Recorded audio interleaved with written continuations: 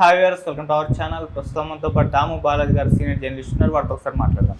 Sir నమస్కారం. Sir నమస్తే sir, Pakistan కాళ్ళ బేరానికి వచ్చినట్టుగా కనిపిస్తుంది సార్. అంటే మొన్నటి వరకు కూడా మనం చూసాం, మేము యుద్ధంలో గెలిచాము, ఇండియాని అంత డ్యామేజ్ చేస్తామని చెప్పేసి ఆ విజయోత్సవ సభలు కూడా వాళ్ళు నిర్వహించుకున్నారు. ఇప్పుడు చూస్తే నిన్న మేము శాంతి చర్చలకు రెడీ అని చెప్పేసి కూడా వాళ్ళు పిలుపునిచ్చారు. అండ్ మొన్న కూడా మనం చూసాం, సింధు నదీ జలాల విషయంలో ఇంకోసారి కూడా పునఃసమీక్షించుకోవాలని కూడా కేంద్రానికి లెటర్ రాశారు. సో ఇవన్నీ కూడా చూస్తుంటే మరి పాకిస్తాన్ భయపడి కాళ్ళ బేరానికి వచ్చినట్టు కనిపిస్తుందా సార్? మరి దీని పట్ల ఇప్పుడు ఇండియా ఏ విధంగా రియాక్ట్ అయ్యే అవకాశం ఉంది సార్? ఇండియా స్టాండ్ చాలా ఫర్మ్గా ఉంది. ఎందుకంటే మా దేశంలో మీరు టెర్రరిస్ట్ యాక్టివిటీలు చేసేంత కాలము మేము మిమ్మల్ని అటాక్ చేస్తూనే ఉంటాం. మిమ్మల్ని అంటే మీ దేశంలో ఉండే టెర్రరిస్ట్ క్యాంపులను అటాక్ చేస్తాం. మీరు దానికి రిటాలియేషన్గా మా దేశం మీద అటాక్ చేస్తే మేము దానికి ప్రపోర్షనేట్గా మేము కూడా అటాక్ చేస్తాం అనేది క్లియర్గా మన దేశం స్టాండ్ ఉంది. టెర్రరిజం మీరు మానుకుంటేనే మేము మానుకుంటాం, లేకపోతే మేము టెర్రరిజం యాక్టివిటీలు చేస్తాము, మీ ప్రజలు వచ్చి ఊత కోతలు వస్తూ ఉంటే మేము ఊరికే ఉండం అనేది మోడీ క్లియర్గా చెప్పాడు. అందుకని న్యూ నార్మల్ అనేది ఆయన చెప్పాడు. ఇంతకు ముందులాగా మేము ఉండం. మీరు టెర్రరిస్ట్ యాక్టివిటీలు చేస్తే మేము మీ దేశంలో వచ్చి టెర్రరిస్ట్ క్యాంపులను అటాక్ చేస్తాం. దానికి మీరు ప్రతిస్పందించి మా మీద మీరు అటాక్ చేస్తే మేము మీ దేశం మీద అటాక్ చేస్తాం అనేది మోడీ కుండబద్దలు కొట్టినట్టుగా మొన్న లేటెస్ట్గా చెప్పాడు. సో దీంతో వాళ్ళు ఇప్పుడు ఏమైంది, వాళ్ళు ముందు మా ఆపరేషన్ వాళ్ళదేంది ఇన్సన్ ఉన్ మార్సూస్ అనే ఒక ఆపరేషన్ సక్సెస్ అయింది. మనం వాళ్ళ ఫ్లైట్లను కూల్చేసాము, అది చేసాం ఇది చేసామని దేశమంతా పోస్టర్లు, దేశమంతా థ్యాంక్స్ గివింగ్ సెలబ్రేషన్స్ ఇవన్నీ చేశారు. పెద్ద డ్రామా ఆడారు. సో సక్సెస్ అని చెప్పారు. ఇంటర్నేషనల్ మీడియాలో కూడా ఇది ఓదరగొట్టారు. మోడీ వాళ్ళకి అండగా ట్రంప్ వాళ్ళకి అండగా నిలబడ్డాడు పాకిస్తాన్కి. ఎందుకు నిలబడ్డాడంటే ట్రంప్ వ్యాపారాలు పాకిస్తాన్తో ఉన్నాయి. నేను సపరేట్గా వీడియో చేస్తాను. అది ఈరోజు బయటకు వచ్చాయి. ట్రంప్ పాకిస్తాన్తో ఏ వ్యాపారాలు ఉన్నాయి. ఎందుకంటే ట్రంప్ శాంతి అంటున్నాడంటేనే అతనికి వ్యాపార ప్రయోజనాలు ఉంటాయి. అతను గతంలో ఇజ్రాయెల్కి, యూఏకి, అరబ్ కంట్రీస్కి అబ్రహాం అకార్డ్స్ చేసినప్పుడు కానీ, తర్వాత రష్యా ఉక్రెయిన్ చర్చలకు ఇప్పుడు చేస్తున్నప్పుడు కానీ, పాకిస్తాన్ ఇండియా మధ్య శాంతికి కానీ అతనికి దాని వెనక వ్యాపార ప్రయోజనాలే ఉంటాయి. సో వ్యాపార ప్రయోజనాలు లేకుండా ట్రంప్ వేరే వాళ్ళ విషయాలకి ఎంటర్ కాడు. కాబట్టి ట్రంప్ పాకిస్తాన్ని సపోర్ట్ చేస్తున్నాడు. కాబట్టి పాకిస్తాన్ ఏంటి, ఇండియాను బెదిరిద్దామని ట్రై చేసుకుంది. కానీ ఇండియా ఫర్మ్గా ఉంది. ఇండియాలో ప్రజలందరూ కూడా ఏకంగా ఉన్నారు. దాంతో మోడీ కూడా చాలా స్ట్రాంగ్ వార్నింగ్ ఇచ్చాడు. రెండోది, యుద్ధం ఆపారు, అది కూడా పాజ్. ఇండియా చెప్తున్నది ఏమంటే యుద్ధాన్ని మేము పర్మనెంట్గా ఆపలేదు, ఇది పాజ్ మాత్రమే అని ఇండియా క్లియర్గా చెప్పింది. సో ఇప్పటి వరకు ఈ పాజ్ని మేము ఎప్పుడైనా కూడా పునరుద్ధరిస్తాం. మీ టెర్రరిస్ట్ యాక్టివిటీని మానుకున్నంత వరకు మేము మళ్ళీ యుద్ధం వచ్చే అవకాశం, ఆపరేషన్ సింధూర్ ఆగలేదు అని డిఫెన్స్ మినిస్టర్ రాజ్నాథ్ సింగ్ కూడా చెప్పాడు. రెండవది, ఇండస్ వాటర్ ట్రెటీని అబేయన్స్లో పెట్టాం. దాన్ని వెనక్కి తీసుకోవట్లే మోడీ. అంటే పాకిస్తాన్ మీద విధించిన డిప్లొమాటిక్ ఆంక్షలు కానీ, ఎకనామిక్ ఆంక్షలు కానీ, వాటర్ ట్రెటీ అబేయన్స్ కానీ, ఈ మూడిట్లో నుంచి వెనక్కి వెళ్ళలేదు. అంటే ఇండియా పాకిస్తాన్ని ప్రెజరైజ్ చేయడం అనేది తగ్గలేదు.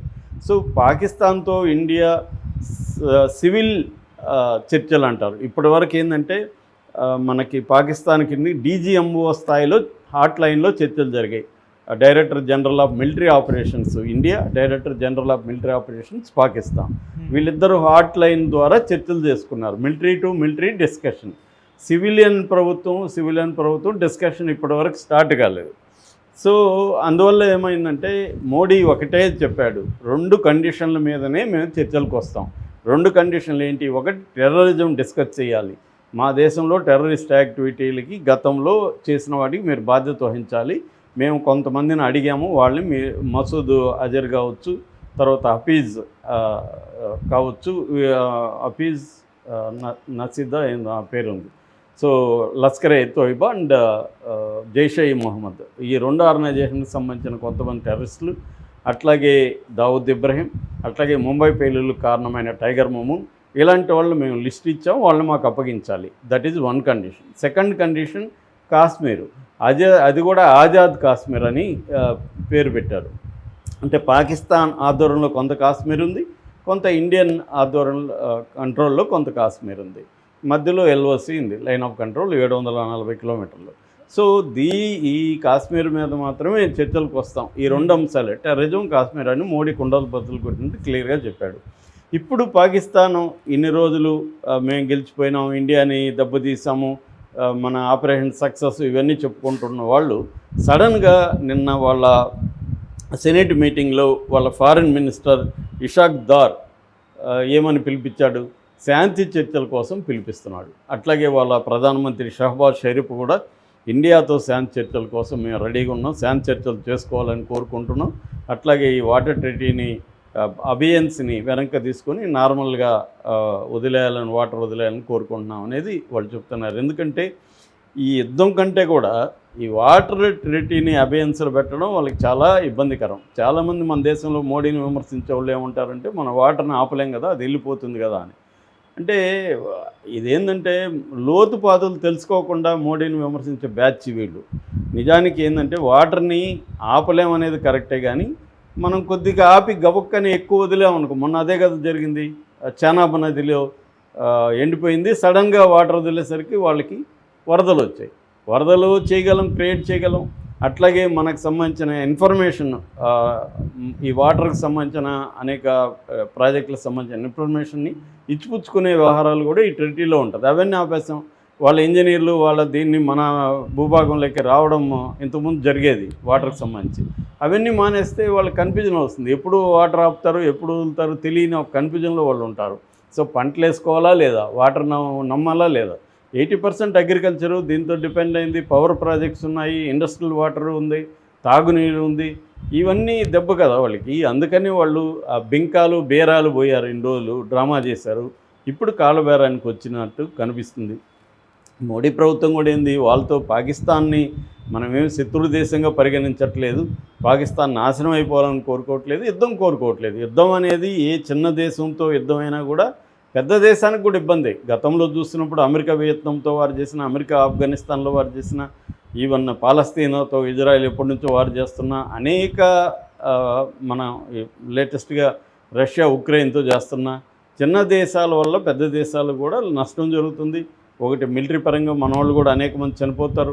మొన్న ఆయన కూడా ఎయిర్ మార్షల్ ఏకే భారత్ చెప్తున్నాడు కదా, కంబాట్ అంటేనే లాసెస్ ఉంటాయని చెప్తున్నాడు ఆయన. కాబట్టి దాని తర్వాత ఎకనామిక్గా పాకిస్తాన్ ఆల్రెడీ దివాలా తీసిన దేశం, అది IMF బెయిలౌట్ల మీద బతుకుతున్నారు. ఆల్రెడీ 25వ బెయిలౌట్ వచ్చింది, IMF 24 అయిపోయింది, 25 వచ్చింది, $1 బిలియన్. వాళ్ళు అప్పటికప్పుడు ఆ ఊపిరి నిలుపుకోవడానికి బెయిలౌట్లు సరిపోతుంది. ఆ దేశంతో మనకి ఎందుకు కాంపిటీషన్, మనం 4th ప్లేస్లో ఉన్నాం ఎకనామీలో, 3rd ప్లేస్కి వెళ్ళే అవకాశం ఉంది. గ్లోబల్ లెవెల్లో ఇవాళ ఇండియా బ్రహ్మాండంగా ఉంది అనేక ఫ్రంట్లలో. సో మనం పాకిస్తాన్తో కంపీట్ చేసుకొని పాకిస్తాన్తో యుద్ధం అని చెప్పి వాళ్ళకేముంది, మన దేశాన్ని ప్రోగ్రెస్ని ఆపడానికి కూడా వాళ్ళు యుద్ధం కవింపు చేయొచ్చు. సో మనం ఆ ట్రాప్లో పడకూడదు. సో ఇది మోడీ ప్రభుత్వానికి క్లారిటీ ఉంది, క్లియర్గా ఉంది. మోడీ ప్రభుత్వం యుద్ధం కోరుకోవట్లేదు, ముందు నుంచి కూడా అదే చెప్తుంది, మేము యుద్ధం కోరుకోవట్లేదు, కానీ మీరు వచ్చి మా దేశంలో మా పౌరులను చంపుతుంటే మేము ఊరుకోవడం, మీ టెర్రరిస్ట్ యాక్టివిటీల మీద వాళ్ళ క్యాంపుల మీద అటాక్ చేస్తాం, దానికి మీరు ప్రస్పందనగా మా దేశం మీద అటాక్ చేస్తే మేము రిటాలియేట్. ఇది క్లియర్ స్టాండ్. మోడీ ప్రభుత్వం పాకిస్తాన్ని ఓడించాలనో యుద్ధం చేయాలనో ఏమీ లేదు. సో ఈ స్టాండ్ క్లియర్గా ఉంది కాబట్టి పాకిస్తాన్కి ఇప్పుడు అర్థమైంది, దీనివల్ల మనకే నష్టం. అక్కడ మిలిటరీలో తిరుగుబాట్లు ఉన్నాయి, ప్రజల్లో వ్యతిరేకత ఉంది. ఆల్రెడీ పాపులర్ ప్రతిపక్ష నాయకుడు ఇమ్రాన్ ఖాన్ని జైల్లో పెట్టున్నారు. ఇటువంటి ఒక కండిషన్లో పాకిస్తాన్ ఇప్పుడు కాళ్ళబేరానికి వచ్చి మోడీని రిక్వెస్ట్ చేస్తుంది. 99 లాహోరు అగ్రిమెంటు చేసుకున్నాం కదా అప్పుడు మన వాజ్పేయి ఆధ్వర్యంలో, అలాగే ఇప్పుడు కూడా శాంతి చర్చలు అవసరం ఉంది, మేము రెడీగా ఉన్నాము అని పాకిస్తాన్ చెప్పింది. ఇప్పుడు దీనికి ఇండియా ఎలా స్పందిస్తుందో చూడాలి. ఎందుకంటే ఇండియా స్టాండ్ మొన్ననే క్లియర్గా చెప్పాడు కాబట్టి మోడీ.